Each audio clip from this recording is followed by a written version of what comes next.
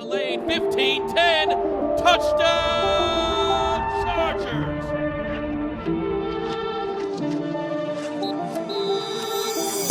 What's up, guys? Welcome into a Week 6 edition of Chargers Weekly. Bolts about to take on the Broncos on Monday Night Football. Chris Hayre here with you. Matt Money Smith going to join us at any moment. Also expecting Jeff Miller. So Daniel Popper has the floor early in the podcast. Daniel Popper, The Athletic. And Pop, I want you to power rank these storylines from Cleveland. The midges, the fourth down call, or the 238 rushing yards. How would you rank those? Okay. Power ranking in terms of how important I think they are for the rest of the season. Yeah. Number 1, 238 rushing yards and getting the ground game going. That's what I'm writing my film review about. It is monumental for this offense to get the running game going in that fashion because now they put it on tape. Now teams have to respect it. It's going to open things up for this passing game. It's going to open up their play action game. And I think like there's a level of confidence now for the offensive line that's had a lot of moving pieces for these running backs that, hey, we can do this. If we execute properly, we can do this. I think that's huge for this offense moving forward. Number 2, I would say the fourth down call. Here's where I'm at with the fourth down call. Right? You can love it. You can hate it. You can be indifferent to it. This is what I wrote on Sunday. That's totally up to you, right? And I understand people that hated it. I understand people that loved it. What I take away from it is this is who the Chargers are. This is who Brandon Staley is, and this is how he's going to make decisions. And so all of your opinions have to operate within that context, that this is the identity that he wants the team to have. He's never, ever shied away from communicating how he goes about this process and the fact that it's going to be the process. Since the day he took the job, he's been completely open about it. And so you have to understand when you're formulating opinions that this is who they are. And he's not going to shy away from it. He's not going to change the process. Like, this is how he wants to operate as a decision maker. And so was it risky?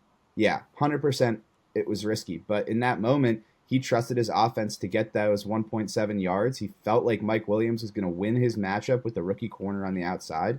And I can understand the thought process there. I can also understand people that are like, this goes against every fiber of my being. And how could you not punt the ball away and play it safer in that scenario? What did you personally think, Popper? Because, you've been on board with the fourth down in the analytics. What was your personal opinion based on, a minute 13 left, no timeouts for the Browns, Jacoby Brissett? I probably would have punted it, to be honest. But that's just because, in my mind, if I was the head coach of the football team, I'd be like, if this doesn't go down, I'm going to get absolutely crucified. Yeah. But that can't, but that just shows that I'm not confident and I don't have the same conviction that Brandon Staley does. And the one thing you want from a head coach is conviction.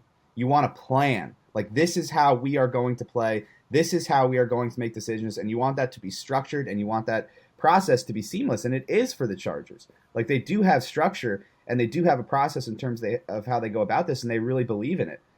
I think the fact that I would have punted it away is just an indication of my lack of confidence and the fact that I wouldn't want to deal with that backlash. But Brandon Staley is willing to deal with it if it goes down or if it doesn't. He knows over the course of the season, he believes firmly that it's going to be a positive for the team. And you go back to the Houston game and, up 3 with a little over 5 minutes remaining, they go for it on 4th and 1 from their own 46-yard line. I'm not going to say it's the same situation, but it's a pretty similar situation. They have a great play call, outside zone play action. They hit Austin Ekeler in the flat. They score a touchdown on the drive, and they walk out of Houston with a 10-point victory. That was a crucial play in the game, but it doesn't get nearly the same kind of coverage when you're successful versus when you're unsuccessful. And I think the key for a coach and a decision-making group is to always stay level regardless if it's successful or if it's not. And I can understand if you have an issue with the play call. Ultimately, they trust Mike Williams to win one-on-one against Martin Emerson in that situation. I can't really fault them for it. You can understand the thought process there, right? Yeah. So I can see both sides to it. But as long as they're consistent in how they're making these decisions and and there's a plan in place and there's a process in place that they're sticking to, it's hard to be super frustrated with it, because the alternative is that you have somebody making decisions without any sort of plan, without any sort of structure, and just relying solely on their gut in specific situations. And we've seen what that can lead to. Sorry, I was looking down on my phone trying to get Jeff Miller on board here with this. Number 3 is the midges, by the way. Yeah, okay. So tell me about – listen, I didn't know – I wasn't educated on the midges. I think you tweeted something out. It was kind of gross. It was interesting. We happened to be in Cleveland the week that the midges came out of Lake Erie, right?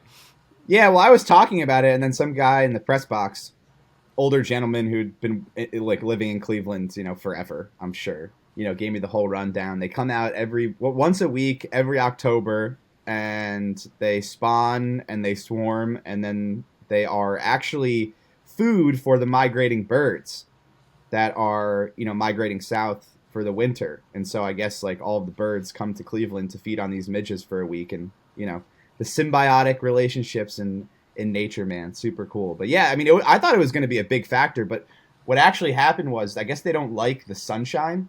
It was like a little overcast or a little darker in the morning, so they were all over the place in the morning. Yeah, it cleared up by game time. It like cleared up and it was really sunny, and they kind of dissipated, and they were still on the windows, like they were kind of hiding in the shade though. So once it got sunny, it wasn't really a factor. But yeah, people popping in. It was interesting, yeah. People popping into the podcast. Matt Money Smith joins us. We're still trying to get Jeff on Money, but I just asked Popper to give me his power rankings on storylines from Sunday. Midges, fourth down call, and 238 yards rushing. I'd love to get your rankings of those storylines. Well, I think Brandon Staley, obviously, and Popper did a great column about it at The Athletic. Fourth downs are always going to follow them. And look, it was funny because DJ, they call the timeout. We assume they're just going to try to get him to jump. Doesn't work. They call the timeout. And I'm just like, well, JK shanked that punt. He's got to get some leg into this one here. And as I'm going through that, DJ being the polite guy that he is like, hey, Matt, the offense is still standing on the field. They're going to go for it. I'm like, no, they're not. They've got 2 timeouts. They're going to try to get him to jump one more time. He's got this reputation. What a great setup. Get a hard count. It'll be – and when they snap the ball, I was like, holy crap, they're going for it. I'll say this about it. At the very least, I like the play call. I like the idea of putting the ball in Herbert's hand and attempting a pass as opposed to trying to run it, packing it in. I liked spreading it out. Mike was taking advantage of Denzel or Newsome, whomever was on him. Martin Emerson. Whole game. Yeah, Emerson. Rookie. So I was like totally fine with that call. It was look, it's weird to say, but that was kind of on Herbert. Like the pocket wasn't collapsing, it was clean. He wasn't under pressure, and he just kind of let that thing fly a little early. Mike had not even turned around yet, which was also could be on Mike. Maybe he took the route a little too deep and was supposed to break in a little bit sooner, but. Was I crazy about the call? No, I wasn't crazy about it, but I totally understand it. That's probably the best way I can put it. It's like Nick Chubb, that was a curious game. I thought Stefanski called a really bad game.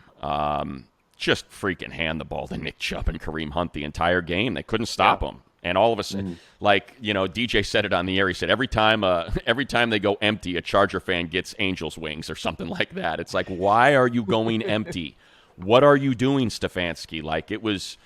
So I think it was a little bit of the, okay, we haven't really been able to stop this offense. If they want to get 40 yards, they're going to get 40 yards. The flip side to that is, Brandon is a huge college football fan. He scouts. He really enjoys the draft process. He knows what kind of leg Cade York has. And the second you don't get the fourth down, he's in range. Cade York can kick from 65 yards, and he made that 58-yarder with 10 yards to spare in the first game of the year.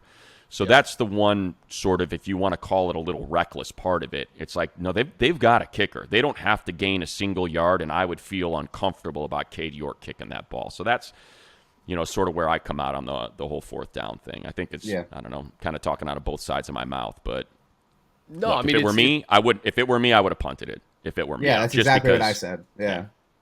Hey, the running game, though, we were just talking about it, Money, and 238 yards. If you would have told me the dead last rushing offense in the NFL would outrush the most prolific rushing offense in the NFL and do it in a way that was so dominant with Ekeler, and we talked about it on this podcast, Money, Josh Kelley getting meaningful touches. He got 10 touches, made the most of them, and we see this offensive line, man, with 2 rookies. Corey Linsley back in the mix, Filer, the way Trey Pipkins got hurt, came back in. Thought it was a gutty performance from the offensive line. I'd love to get your thoughts, and then Popper, just to piggyback off of that, especially the rookie and Jamari Sawyer. Well, I'll start with, look, I think we've been talking about it ad nauseum here. I couldn't figure out how Josh Kelley fell behind Sony Michel in the pecking order. It didn't make any sense to me, and it showed up again. Austin has a great series running the ball, and then all of a sudden Sony shows up, and you get nothing. You're off schedule immediately. And we even said it on the air. We said, look, I get it. Sony's a vet. He's proven it. Maybe they trust him in pass pro or whatever it is. I was like, but this happened in Houston. This was the third quarter in Houston. It was Sony off schedule, carry for -2, carry for 3. And sure enough, you credit the coaches because they saw it too, and they're like, all right, we can't do this. And it was Josh the rest of the way. And I think it's going to be interesting. It's going to be interesting if they want to keep Sony in that third slot or if they're willing to give Isaiah Spiller a look now, because just to put it bluntly, he hasn't produced. Sony has not produced since he signed with the Chargers. Josh is a much better complement back than Austin. And the other thing I like, Popper, and I'll end it here, is he's just so different. Josh isn't the kind of guy that's patient and has vision and is trying to pick his hole. No, you hand him the ball and he is going, and he is bringing contact to the defense. And I just love the way the two of them complemented each other in that game. Go ahead, Popper. Yeah, 100%. I mean, I've been on this train since July 26th. That he's clearly been the second best running back in that group. Even before Sony arrived, he was ahead of Larry and Isaiah. And then when Sony got here, just the way he's produced. I mean, you can look at the numbers, it's there for you. Josh is averaging 1.2 yards after contact per rush more than Sony Michel. What does that tell you? That's not blocking. You're talking about what happens after the running back gets hit, and Josh is averaging more than a yard more than Sony is. Yeah. And you can see it. You can see it when you watch him. It's just the way he runs. It's exactly what Money said, bringing it to the defense. So one thing I want to say about the running game, Corey Lindsley was unbelievable in this game. Unbelievable. And I think that's a huge thing because he's dealing with this knee issue.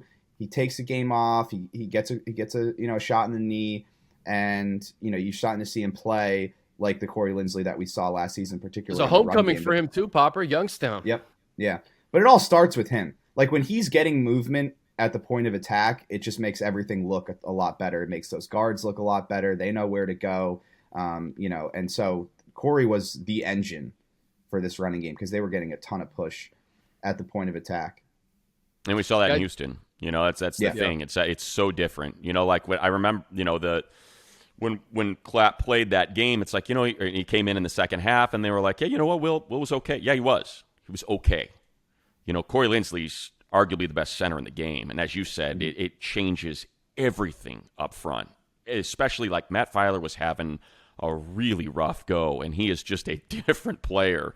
When, that pass out to the left flat, I thought it was offensive. It was my favorite offensive play of the game. I mean, Myles Garrett is a hair away from getting to Herbert. He lets it fly over that giant outstretched arm. Ekeler makes a one-handed catch, and out in front of him is freaking Matt Filer just making a killer block that led.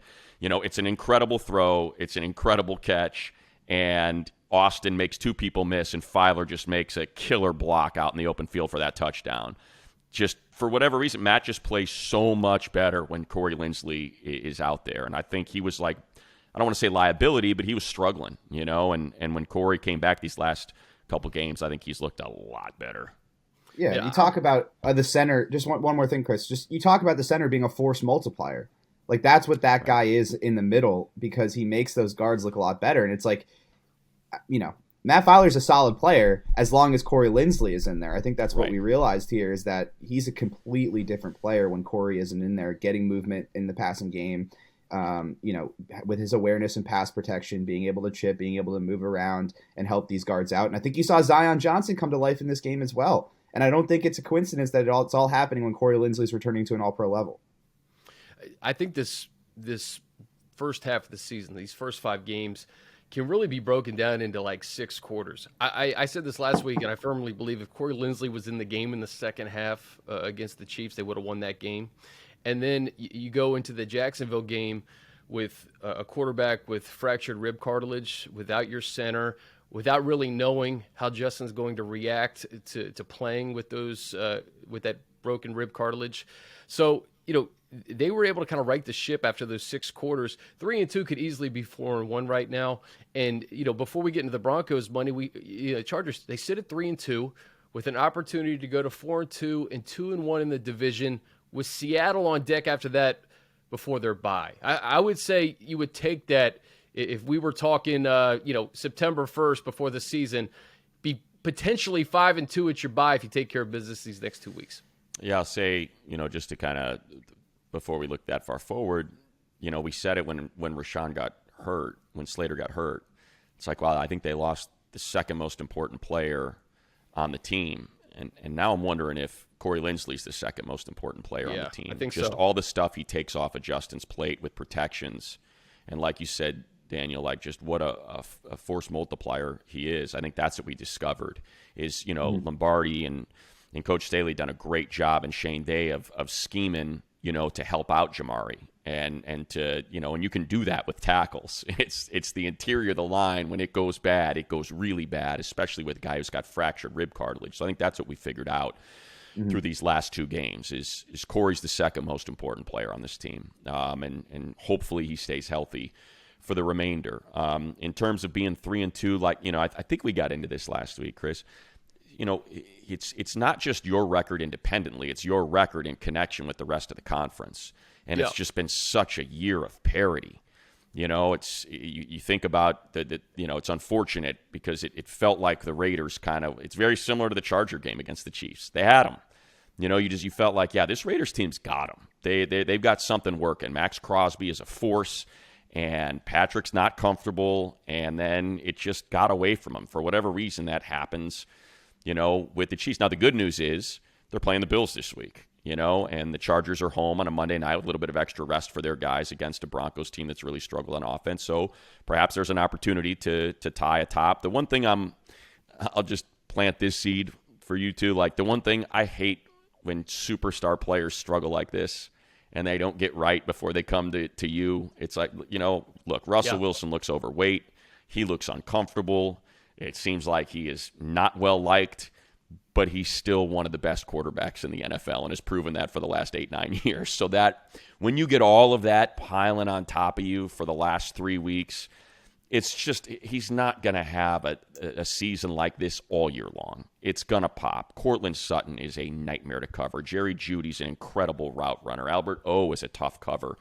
The one benefit is they lose their left tackle. Their offensive line's banged up. And without Javonte Williams, they're just not the same team. Melvin Gordon is not Javonte. It changes everything. Mike Boone, same thing. Latavius Murray, whomever it's going to be. But that's the one thing that sticks out to me. It's like, man, why couldn't Russell Wilson have had a good game last week and put this whole thing to bed instead of going into Monday Night Football where everybody's saying, why do we have Russell Wilson and the Broncos on primetime every freaking week? They suck. Popper, 10 days rest too for the Broncos. Yeah, 10 days. They were embarrassed against the Colts. And to Money's point, I feel like it's just a matter of time before Russell Wilson has a decent game.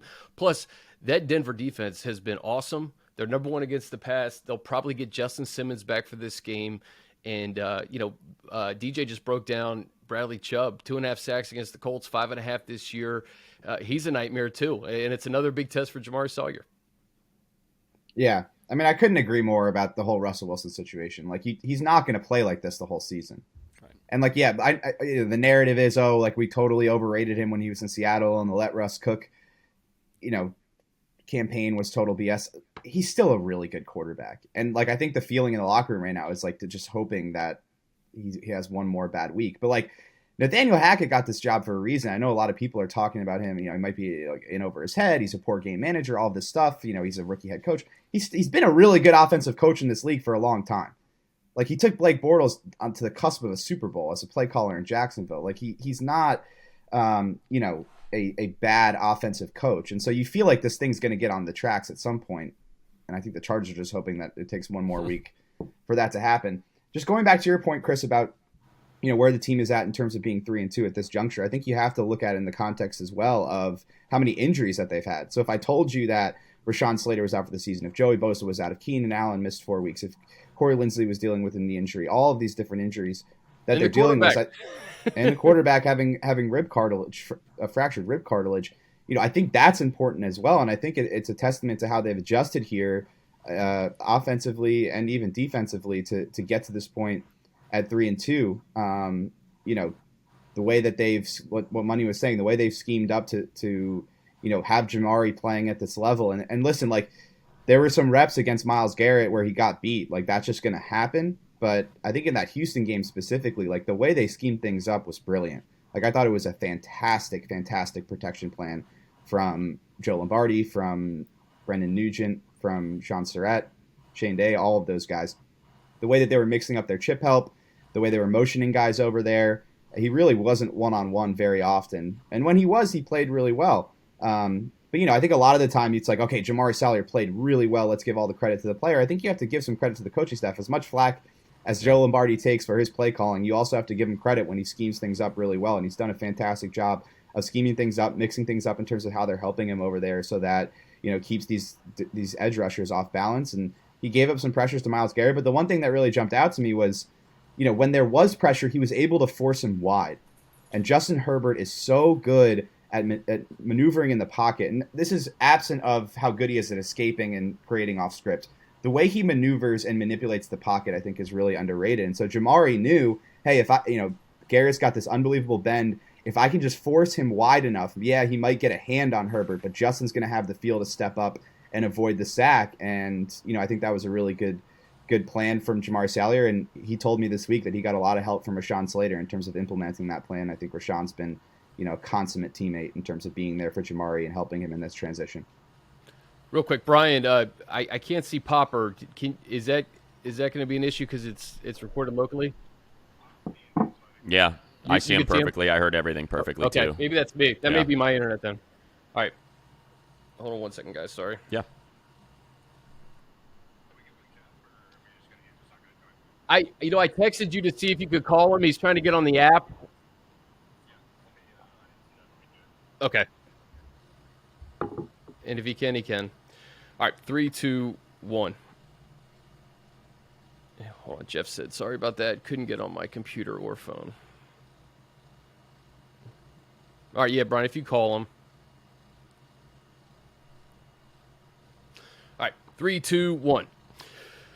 So, Money, I look at the Chargers defense, 30th in points per game, 25th against the run, 20th against the pass. We saw Nas Adderley get benched in favor of Alohi Gilman, who had a really clutch interception that probably should have been the right. game Alohi's killer. pass defense, man, had to get him in there. Right? So are you concerned, or do you think it's just a matter of, hey, J.C. Jackson needs to get the requisite amount of reps with the secondary? They kind of need to figure out what they're going to do. I don't know if it's a week-to-week thing with Nas and Alohi, if it was more of a game plan-specific thing. But what's your level of concern with the defense with, a pretty good Broncos offense coming in? It hasn't shown on the field, but the pieces are there. I mean, look, I think it's fair to put it at I'm going to put it at a 5, and I'll tell you why. At a 1 to 10, I'll put it at 5. So here's why. An orange flag. Yeah, the Jags should have been up 28-3 in that game. But the defense was able to bow up when they needed to. They created turnovers when they absolutely had to against Houston after their offense completely shut down in the second half. And all of a sudden, the time of possession and the numbers in the first half against Houston were so lopsided in favor of the Chargers. And then all of a sudden in the third quarter, the defense is out there for like 12 minutes. So I think in that context, they got the interception when they needed it. They got the turnover on downs when they needed it. They made plays when they needed to. Cleveland's a nightmare. They are a nightmare to contend with offensively. I put that loss for the Browns on Kevin Stefanski. I don't know what the hell he was thinking with some of the play calls, because they were working. And that's the case against everyone. I mean, there's a reason why Nick Chubb averages over 5 yards per carry in his career, and he's averaging over 6 yards per carry this year. So, that's just reality. You're going to lose some of these battles. I feel like they're making plays when they have to. That's why it's kind of that orange flag. In light of all the injuries, JC is obviously not himself. Whatever is going on, he is not right. I don't know what the approach is going to be, but I thought when Mikey was put in there, he was okay. He's good in run support. I thought his coverage has been okay. He's played 100% of the snaps that JC's not playing and 0% of the snaps that JC is playing. I think there's room there to feel things out. If JC looks like he's struggling, I don't know why you don't give him a series off and throw Mikey out there and see how it looks. So I think of all the things, that's a big concern to me. I think Tranquil's played exceptional. I think Austin Johnson, Sebastian Joseph Day have played fantastic. The pass rush was a little, the pass rush was not great against Cleveland. Those tackles are good. They're not great. The interior of their line is where they make their bones. And I think it was, DJ brought it up. I'll credit him. He's like, man, Khalil against Jedrick Wills is a dream matchup just because Jedrick does not deal well with power. You can put him on skates. And Khalil never rushed against him. He was on Conklin the entire time. So it was just kind of curious the way that shook out. I knew the interior wasn't going to look like it did against Houston. Just that was like, that's, the Morgan Fox sack, Sebastian Joseph Day sack, that's not happening against Cleveland. So hopefully against, a much less stout interior offensive line of Denver, we're going to see that come back and those schemes are going to work. So, yeah, I think I'm at a 5 out of 10. What about you, Pop? Here's where I'm at with the defense. It is a boom or bust defense. That's what it is right now.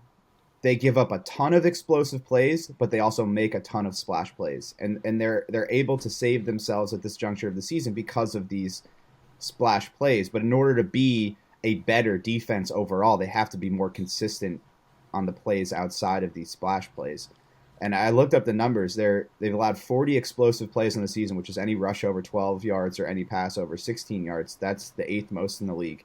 And then our Mike Sando at The Athletic compiled a statistic called splash plays, which is forced fumbles, fumble recoveries, interceptions, sacks, pressures forcing a throwaway, run stuffs, 3rd and 4th down stops, all these different types of plays. They have 110 of those plays in the season, which is tied for 12th in the league with the Cowboys, who are probably a top 5 defense in the league right now. So that's where it's at. Like, they're just giving up too many explosive plays. The letdowns are really, really hurting them when they do happen, like the 41-yard run to Nick Chubb, where they had it fit up perfectly. Tranquil misses a tackle in the backfield. Derwin misses a tackle, and then Alohi misses a tackle, and he's running down the sideline for a 41-yard touchdown. Those plays are hurting them. If they can continue to make the splash plays the way that they are and just raise their level of consistency on the other plays, I feel like you're going to have a really good defense. But obviously, like, through 5 games, this is their identity. They're boom or bust right now, and it's really hard, to play consistent defense that way. The pass rush opposite Khalil Mack, I think, is a big issue. And coming into this season, one of the areas of weakness on the roster was edge depth. We looked at it and we said, okay, Joey Bosa and Khalil Mack, that was always the talk. Like, if those two guys are in the game, it's going to be, Sac City. One of those guys goes down, and they don't have a lot of depth opposite. Kyle Van Noy is what he is at this point in his career. Chris Rumph is still a young player. He's got a lot of room to grow before he's a consistent pass rusher. And they got Derek Tuska in there, who they signed on waivers, and it's like they're not getting a lot from those guys. Over the last 2 weeks, Kyle Van Noy has 1 pressure and 29 pass rush attempts. Chris Rumph has 4 pressures and 35 pass rush snaps. Derek Tuska has 0 pressures and 11 pass rush snaps. And so, you're not going to get the same level of production from Khalil Mack when opposing offenses can focus their protection plan at him. And I think that's what you're seeing right now. I agree with Money in terms of the interior rush. You're not going to see that against the Browns. I also think it was just a weird game from a pass rush perspective because they can run the ball so well. It's hard to get a bunch of pass rush snaps where you can pin your ears back and get after the quarterback. It's just not going to be that type of game. I think Morgan Fox has been tremendous this season. I think one of the best value signings in all of free agency. And they're getting enough on the interior. I just think, how do you get pressure on the other side opposite Khalil Mack? How do you make that happen? It's not going to happen in true pass rush situations. So how do you engineer it? How do you make it happen? And I think you need to stop the run. You need to get into known pass situations, and then Brandon Staley can open up the playbook and get into some of these designer blitzes, designer sim pressures. I think they were able to do that in the first couple games of the season. But they're going to have to find a way to engineer it to open things up for Khalil because teams can really focus on him now with Joey Bosa out. Yeah, I think, we're in October, middle of October. We're 5 games in. Usually in the next 2 weeks is when you'll start to see teams wave the white flag. And I think, it's going to be an interesting conversation. We know how much Tom values draft picks, but, there's a team in Carolina that reportedly is going to be interested in a fire sale. And I don't know what they have a billionaire owner. I think Tepper's the richest owner in the league, if not maybe whatever. So he doesn't care. He'll eat money. But, if you have a GM that says, I think it's probably good for us to compile some draft picks, let's make a run at a quarterback. If Brian Burns is available, to me, that's just a no-brainer. I don't know what the timeline is on Joey, but I think this team's too good not to make, and they have already pushed all their chips in free agency, to have Justin on this contract, to not take advantage of every opportunity that presents itself. And it's just kind of one of those teams, and Burns and even on the other side of the ball in Carolina, to get that deep threat in Robbie Anderson with Guyton out, you might be able to it's crazy. We never see it, but who knows? Send him your second and third and get Burns and Anderson or something like that along those lines, whatever it may be. I think that's, we don't see it a lot. Especially, it tends to not work in the NFL because you've got schemes and coaching and verbiage and all. But if you're a deep threat and if you're a pass rusher, it's, hey, deep threat, go. Hey, pass rusher, you know what to do. Go get them. Those are 2 positions that you can acquire in a trade, and they can make an immediate impact. And I've got to believe that Tom and JoJo and John and they're all looking at it as a possibility because of how much injury, attrition they've sustained. College teammate of Derwin's, Asante, another Seminole on the defense, guys. The only thing about Burns is you'd have to pay him. That's the issue with Burns. That's where I would struggle with that, is he's still on a rookie deal and he would be due, one of those elite top of the market edge rusher contracts, and you're already paying Joey Bosa. His cap hit is over $30 million. What are you doing with Khalil? That's the only issue I would have there. What do you do in terms of paying him? The Robbie Anderson trade is a no-brainer because he's got all his money is in signing bonus.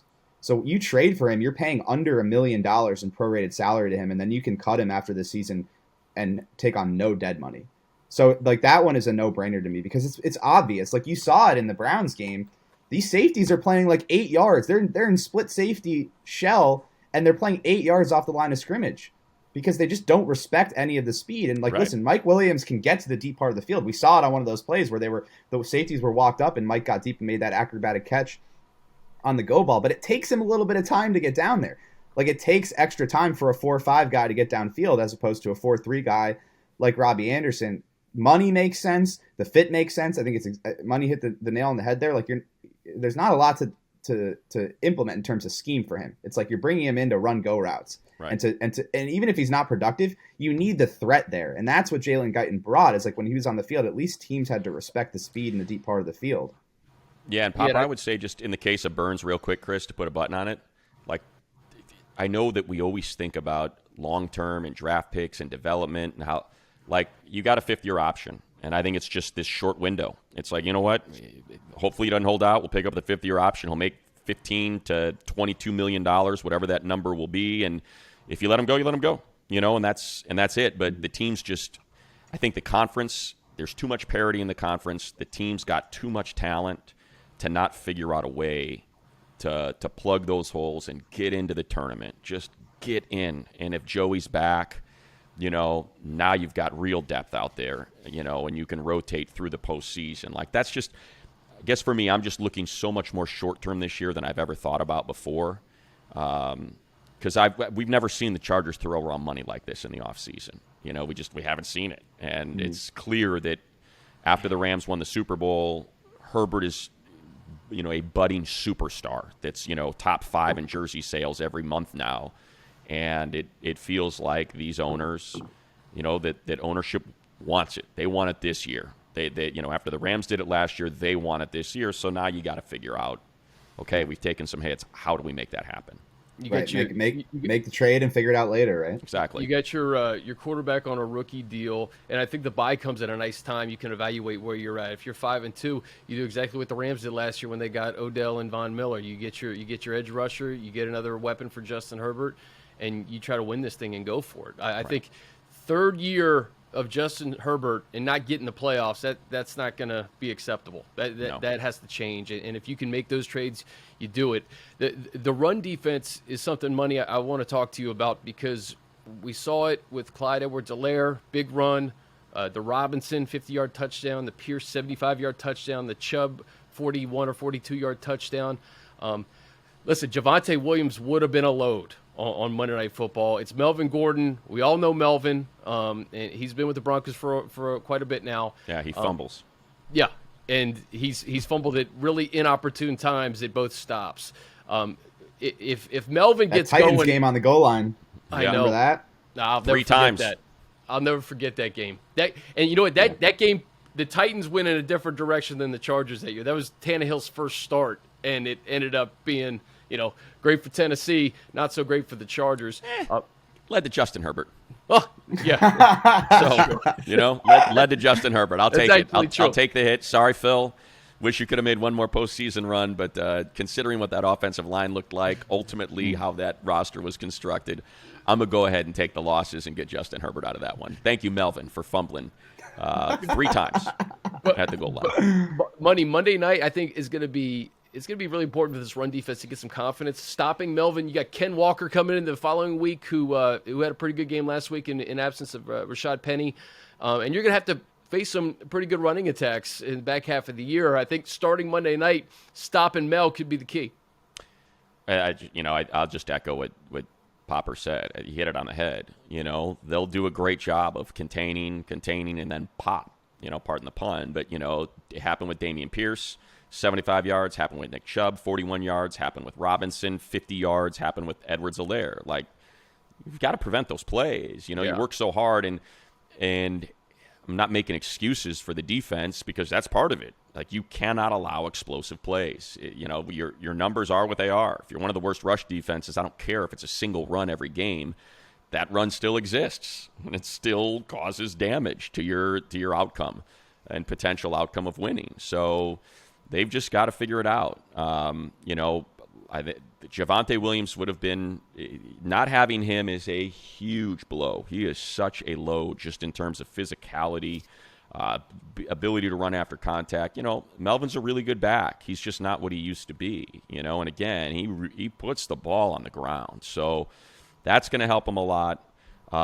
Again, their offensive line is banged up. So it's funny, like when, we talked about this at the start of the season about the AFC West, and I said, the reason why I could picture the Broncos finishing 4th is because, you lose Vic Fangio, the best defensive coordinator in the league. I was like, that defense is going to have to take a step back because Vic is gone.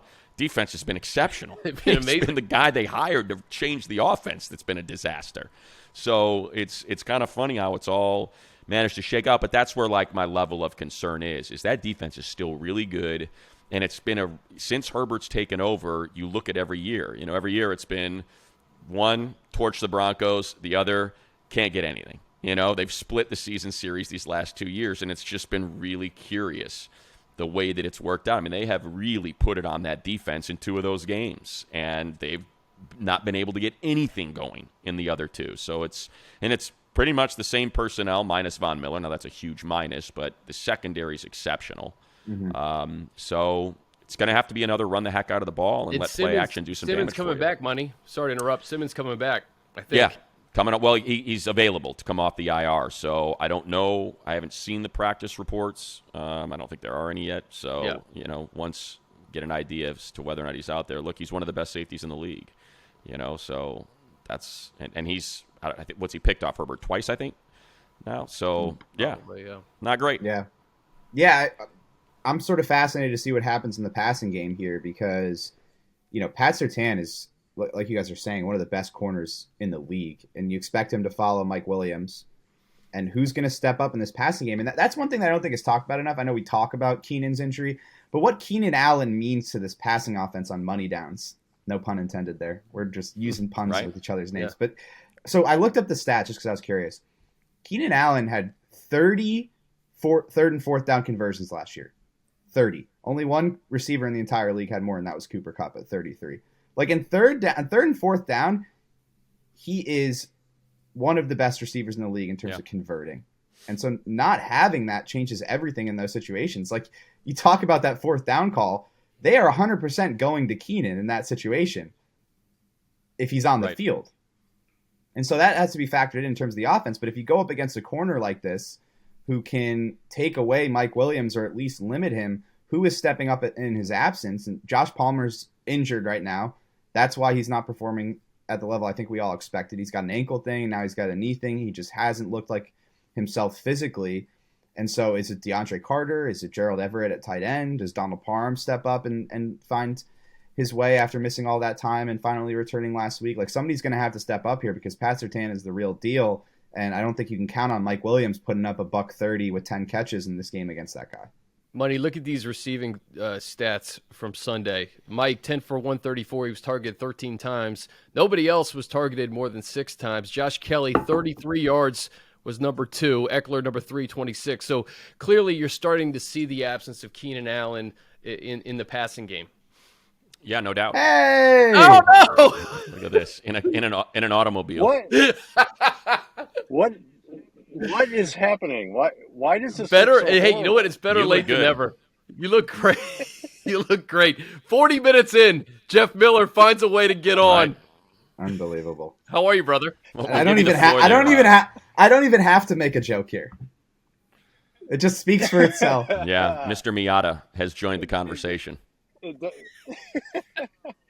Oh, so what can I add, guys? Well, we've pretty much talked about anything and everything. So I think the safest thing to say to you, Jeff, is what would you like to share with the folks listening that have sat through the 40 minutes thus far? The only thing I would share is you have not missed anything by not being here. Jeff, give us your 2-minute thought on the Chargers and Broncos on Monday Night Football based on what you saw last week in Cleveland. Chargers 3-2 could get to 4-2. Mr. Miller. You know what I think might be a possibility here is there might not be a player in the NFL more motivated this week than Russell Wilson, right? Because he's going to spend like 10, 11 days being told how terrible he is and he's old and he can't run, and he can't throw, and he's lost it completely. So that'd be the one thing I would look for is, he has a chance to, if he's going to play really well some week, this would be the week you'd think. Yeah. Right? Yeah. Am I right? Am I Yeah, we kind of we already talked about it. 10 minutes. We got into that one for a good 10 minutes, but that's okay. We're all in sync. Well, we're it's funny, we all think the exact same so, thing. We've covered the Chargers long enough to know. Yeah, I know how this story goes. This is the guy who's had a terrible season and then shows up, and it's finally his week to be motivated and crush everyone. What? So I'm curious. Do you think he might be done? Like, No. Is this the beginning of the end we're seeing with him, or no? You just think it's a blip and he's going to figure it out? I think he's fat. Maybe... I think he doesn't run. Yeah. He doesn't move. He's not moving well. He right? looks terrible. He's not moving well. He looks like he's carrying probably 15 pounds too many. So I'd be worried about that. I mean, his mobility's always been one of his great assets. I remember, early in his career, I always described him to Floyd Mayweather Jr. I was like, the guy just never takes a clean hit. It's like you think you have him squared up, and then he's gone. He doesn't want to run anymore, though. He doesn't try to run anymore. But he's got to because he's 5'10". Like Yeah. he can't stand in that stature of an individual cannot stand in the pocket and try to distribute. It just doesn't work. Jeff, I was just asking Money about basically the fact that, everything's running through Mike Williams right now. We're starting to see the passing game miss Keenan Allen a little bit, and Money was expounding on that. I think that's true, and it's kind of like the Rams, right? Everything they do is Cooper Kupp, and they can't get the ball to anybody else. And I'm not saying the Chargers are at that point; they're not that, but yeah, how many targets has Keenan had since Justin joined the team? All those are gone, hundreds, right? And all those are gone now. So there's no doubt. I mean, they've done well to not miss him to this point, but. At some point, it's going to catch up with them. And Pop and I were talking yesterday. I don't know. I don't think he's going to play this week. I could be proven wrong. I mean, we'll see. But I think they're going to have another week without him. Pop, yeah. What do you think about this wide receiver position? I think we talked about Robbie Anderson too, Jeff. You missed a lot. Yeah. No. So what is that like a real thing? You think or no? We're just talking about fire sale with the Panthers. They fired their their head coach, and they need picks. They have no picks. They've traded I think they have 3, maybe 4 picks in the 2023 draft. And if you want a quarterback and you don't have the number 1 pick, you're gonna have to figure out a way to get ammo to move up. So you ain't gonna be able to do it with 4 picks. So we're just kind of kicking around. They're gonna probably, they've got to figure out the quarterback position, and they're probably going to be looking to get some draft capital. And if you feel like, your 1 is going to be at the back end of the first round, then, why not try to get an edge rusher like Brian Burns, or, use a 3 or something like that to go get Robbie Anderson? Yeah.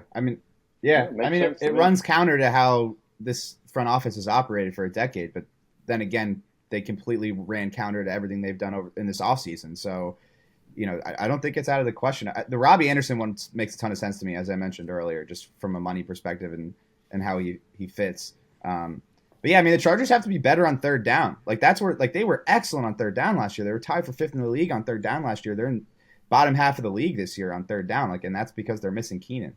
They're 3rd and 4 to 6. There's no one better in the NFL than Keenan Allen. And, they're missing him right now. And I think you're seeing it in sort of how some of these drives are operating. A lot of this production is coming in schemed up plays, a lot of play action misdirection stuff where Mike is running, crossers against the flow of the defense. A lot of the stuff is coming from schemed up plays from Joe Lombardi. You're not seeing a lot of, these receivers just winning one-on-one like Keenan does, and that's where you're seeing him miss is on these money down situations. They need him back to be the offense everyone expected them to be. I think that much is clear. And that was supposed to be Josh Palmer. He was supposed to take that step, and he's just been banged up. You can see. He's just hurt. From the first snap, you can see him run a route, and immediately he's hobbling. So right. They tried to run a flat slant there, and he just collided with the defender, knee to knee, and now he's got an ankle and a knee, and it's everyone's like, why isn't Josh Palmer the guy everyone expected him to be? Well, when you have 900 injuries in your lower half, you're not going to be the same player. But you're right that, not having Guyton on the field just to respect that speed. I think that's just what the Chargers are lacking right now, Jeff. Yeah. Oh, that 4th down play Sunday, would that have been Keenan? I think so. In the slot there, and running that slant, and maybe given the way the defense played that, Keenan might have adjusted that route, and Justin would have been on the same page, and maybe they would have hit something there. And I don't think Mike and Justin have that exact chemistry and so you saw it happen. And maybe if that's Keenan, he knows to stop and turn around. Yeah, that's you're exactly already 3 yards past the sticks. Stop and turn around. Yeah. It's So who knows? We'll never know, obviously, but that's what Pop's talking about right there. They, if Keenan's on the field, this whole conversation for the last whatever days it's been probably doesn't even take place about the 4th down and everything and all that. So he's elite and he's a Pro Bowler. So those guys, you lose those guys, it catches up. Yeah, DeAndre Carter was in the slot on that play, and Greg Newsome was in the slot, and he covered Ekeler.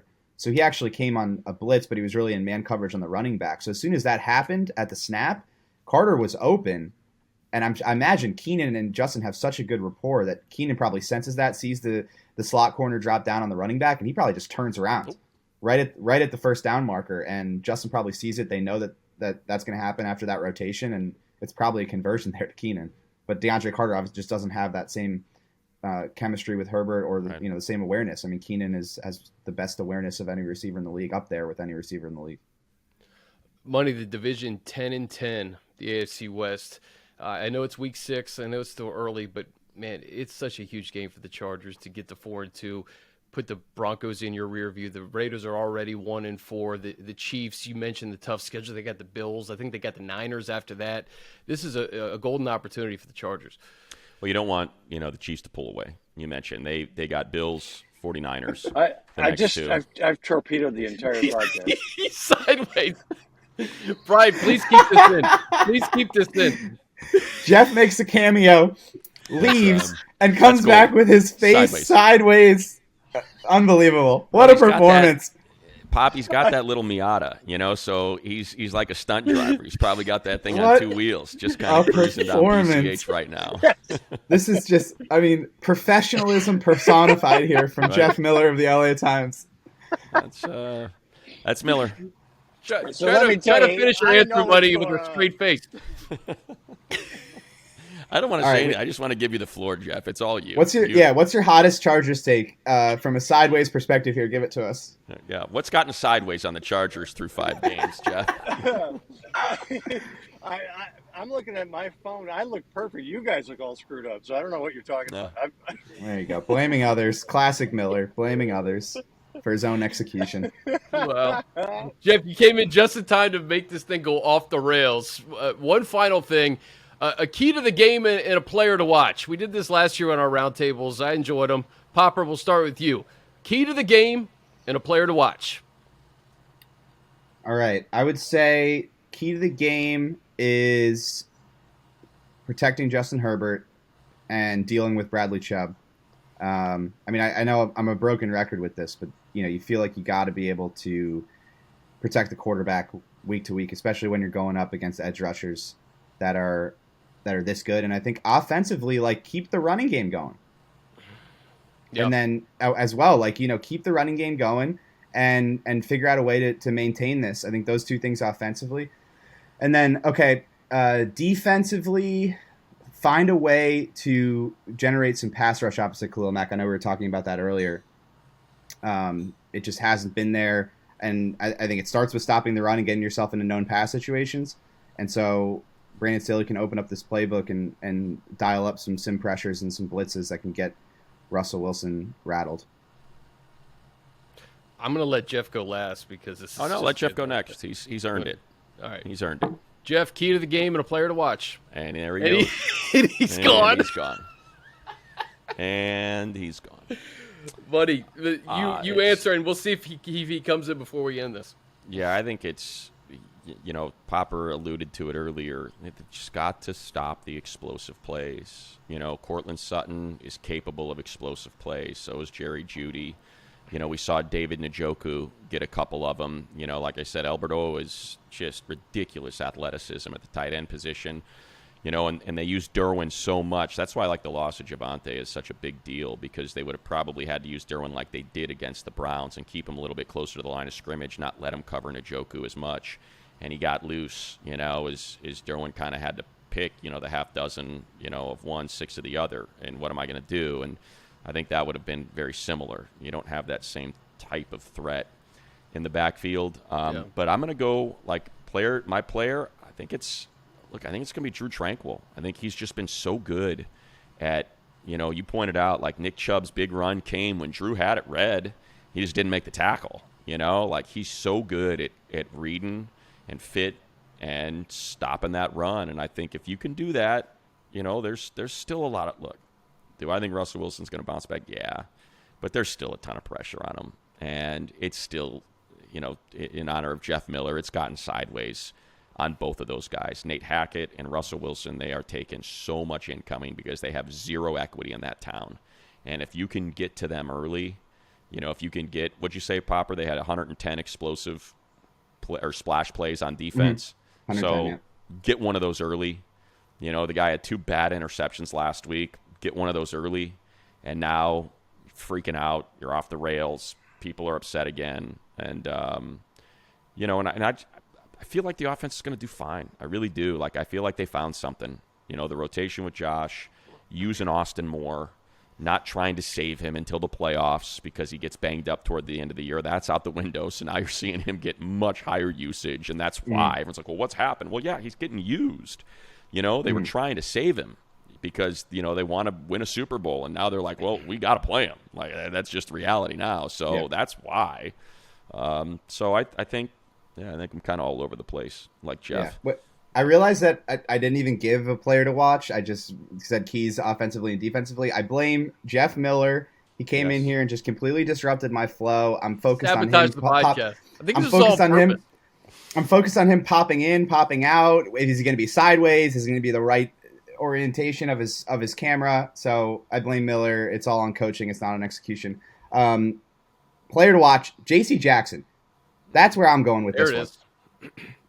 Because I think the conversation's been a little bit curious to me around J.C. Jackson in terms of how Brandon Staley has answered some of these questions, saying, he's the right guy to be coaching. You don't pay a guy $83 million to bring him in here and groom him into a productive player. You pay a guy $83 million for him to come in here and be productive from the jump. And I know he's dealing with this ankle thing. It's obviously having an impact on him, but he needs to be an elite player. It doesn't need to be a process to groom him into this scheme. He needs to start producing. And I understand that some of it's transition, but the plays that he's getting beat on, he's in single coverage, man. Like the touchdown to Amari Cooper. Amari dusted him. I mean, he's jumping inside. I mean, there was a slant early in the game where JC's playing inside leverage. His leverage is to take away the slant, and for whatever reason, he just jumps outside and Amari beats him to the inside. He just needs to play better. He needs to be an elite cornerback because that's why they paid him. And I think this is an opportunity for him to step up against a really good Broncos receiving corps. Yeah, and I'll just quickly add, the Chargers have allowed the fewest sacks in the NFL with this offensive line. And, you have Bradley Chubb and company coming to town. Another big test for Jamari Sawyer and Trey Pipkins, keeping Justin clean, knowing, what Justin's kind of playing through right now. And I'll say it's time for Khalil Mack to just wreck a game, man. Yeah. He's had a career 11 sacks against the Broncos. A lot of that playing with the Raiders. I think he had a 4 or 5 sack game against the Broncos back in the day. But, I think it's time for Khalil to wreck a game, wreck a Russell Wilson game plan, and get to 4-2. That's why you bring in these elite players, and that's why, like you said, JC, it's time to go, man. Money talked about Cortland Sutton. He's no joke, dude. The way he's playing, despite his quarterback right now, it's pretty remarkable. Jerry Jeudy has a pair of touchdowns too, but Money, I think Cortland Sutton, he is terrifying, and JC, if he's on him, he's gonna have to be on his P's and Q's.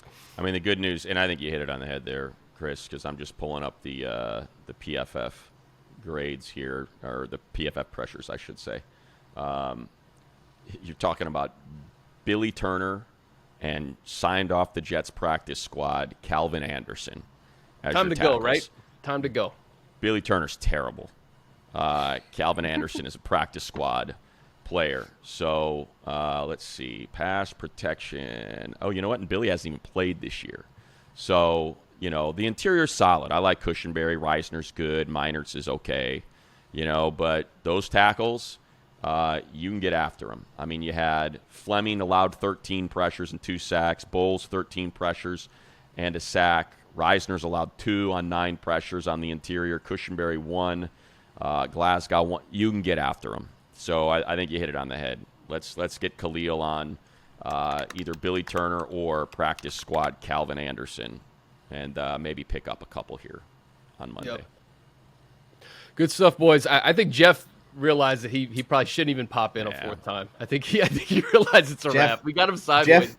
Jeff texts in here, quote, "I am the destroyer of podcasts," with 3 exclamation points. So there you go. That's his key to the game and player to watch for Jeff Miller. And we appreciate that from Jeff. Yeah. Wouldn't have every now and then. Hey, look, every now and then a podcast has to get wrecked. What a great 40 minutes that was. Jeff came in and it just went off the rails. Well, I was 10 minutes late. Jeff's 40 minutes late. It was just it's Monday Night Football. We all got our weekend to ourselves, so we're acting like complete idiots. We're gonna. I was here on time, just for the record. If you want to go straight to Jeff Miller, we'll time code this. If you just want to go the 42-33 mark or whatever it ends up being, you go see Jeff Miller sideways. Gentlemen, hey, always appreciate it. For Money, for Popper, I'm Chris. Monday Night Football, Chargers, Broncos at SoFi Stadium. Enjoy the weekend.